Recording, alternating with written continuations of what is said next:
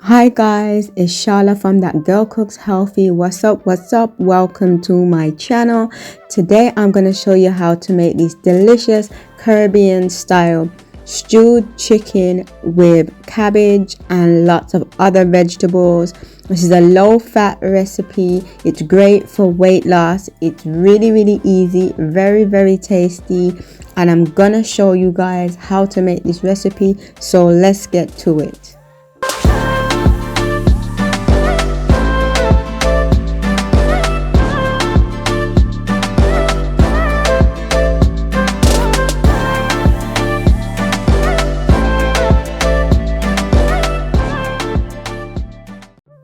So these are the ingredients that you're going to need to make the recipe. I have some boneless and skinless chicken thighs, which I have cut into small pieces, and I've also trimmed off the fat.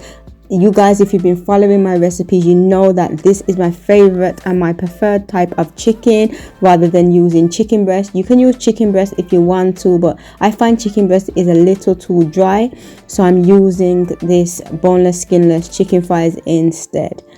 I have some cabbage. You can see it's a white cabbage. Please do not use the green cabbage or the cabbage which will wilt. It's not the type of cabbage that we use in Caribbean recipes. You want to use the white cabbage, and I've just chopped that up.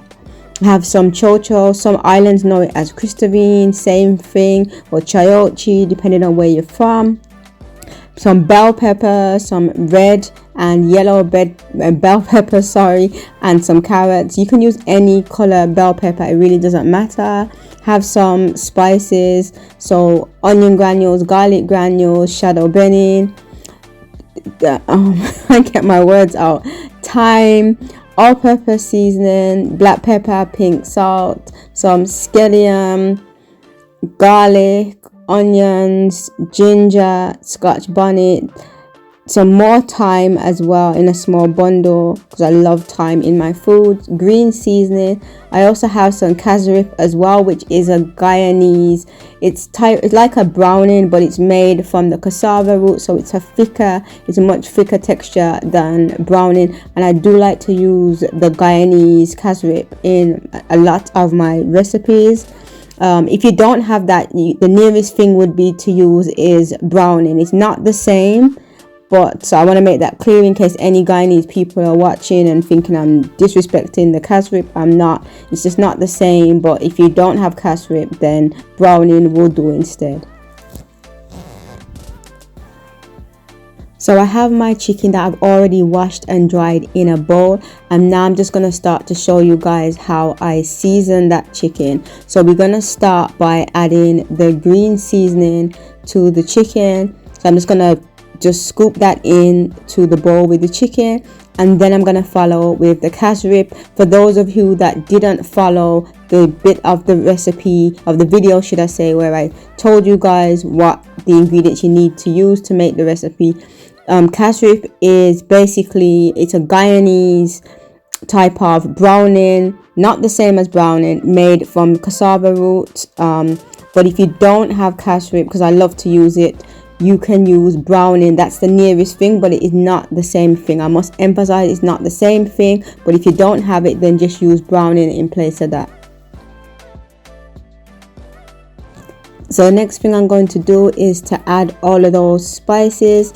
By the way, if you don't have shadow benning, you can use coriander instead, also known as cilantro, depending on where you're from. It's not quite the same thing, but that's the nearest that I can think of that you could use.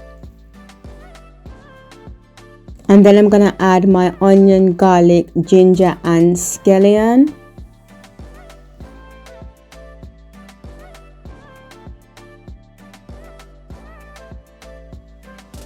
So now I'm just going to use my hands, or in this case I'm just going to use one hand. You can wear gloves if you want to. I just like to just do it just bare hands, so you know, that's just how I always do it when I'm doing this. So you're just going to rub that, all of those ingredients into the chicken, and you're going to just marinate that for at least a few hours, or preferably overnight, whichever one that you can stretch to really, or how it depends on how quickly you want to use the chicken for the recipe. So several hours, overnight, whichever one you want to do. And once you've done that, then we're just going to get some wrap, and we're just going to put the wrap over the bowl, and then we're just going to put it in the refrigerator where it can just rest.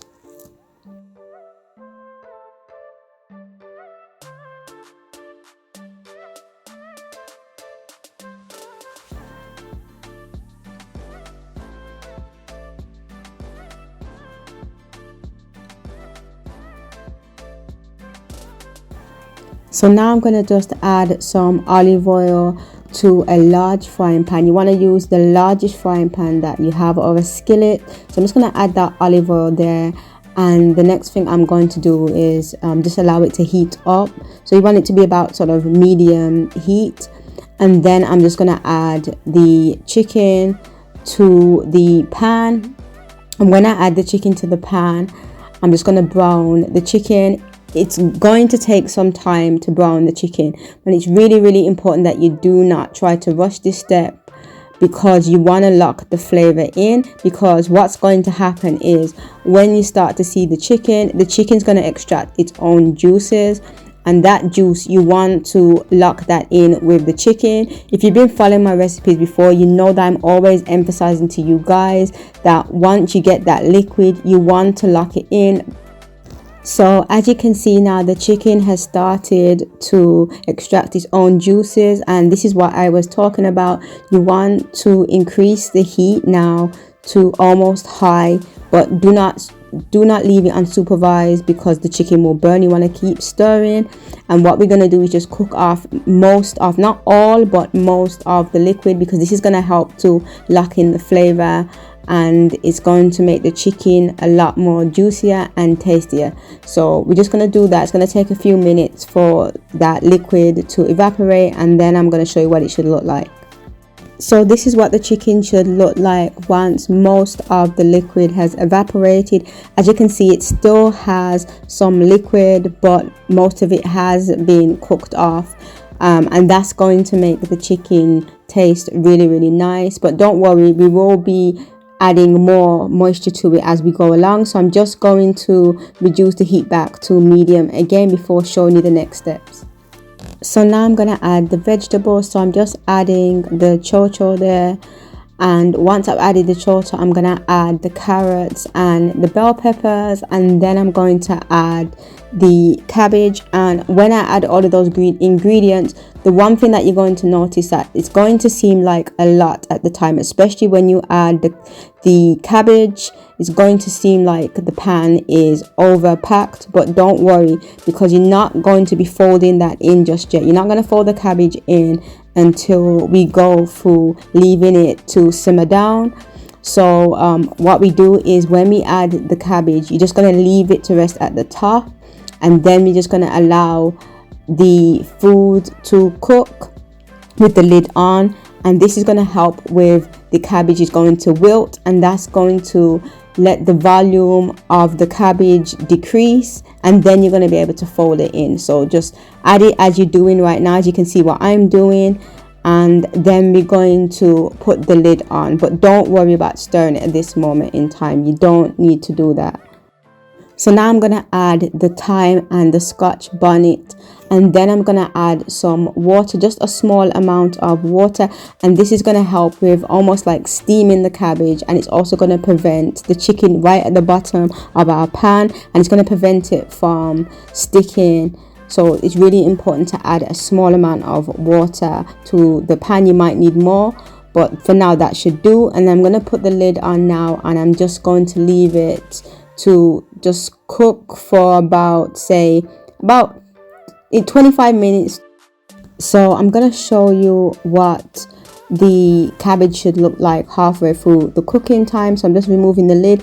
As you can see, the volume has decreased, and it's better now, or should I say it's easier now to just fold the chicken in with the rest of the vegetables, because it started to wilt, and it's a lot easier to manage. So you can see that I'm just using my spatula to just fold in the chicken, and that's really what you need to do. Just fold the chicken in. It's going to take a few minutes just to fold it in with the chicken, and that's also going to help the vegetables to have more flavor as well. And once we do that, we're going to put the lid back on, because we want everything to have flavor and we want it to continue to cook as well. So fold that in, and then we're going to put the lid back on and leave it to cook, and all of the flavors are going to just meld together.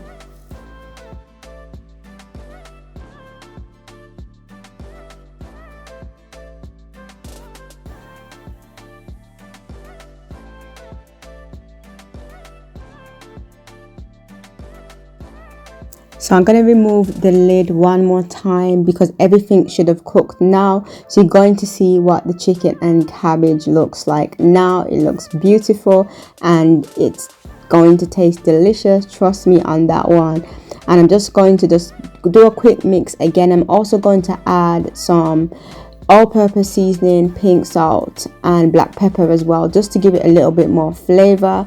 So you can do that as well. Just do a taste test, but I've made this recipe so many times that I kind of know what to do now in terms of how much more seasoning I need to add. And this is pretty much it now, in terms of it's ready and it's good to go and ready to be served. So that's it, guys. This is how you make your Caribbean style chicken with cabbage and lots of other healthy vegetables. You don't really need to add any additional dumpling or rice or anything like that. This is great for weight loss. There's enough calories to carry you by if you're trying to lose weight. Please do not be tempted to try and add hard food. I know it is tempting. Trust me, I come from that background, so I know what it's like, but this is pretty much what you need. Thank you so much for watching this video. Don't forget to like, comment and subscribe. Most importantly, please make the recipe and support your girl. I really would appreciate that. And thank you for watching, and I will catch you on the other side.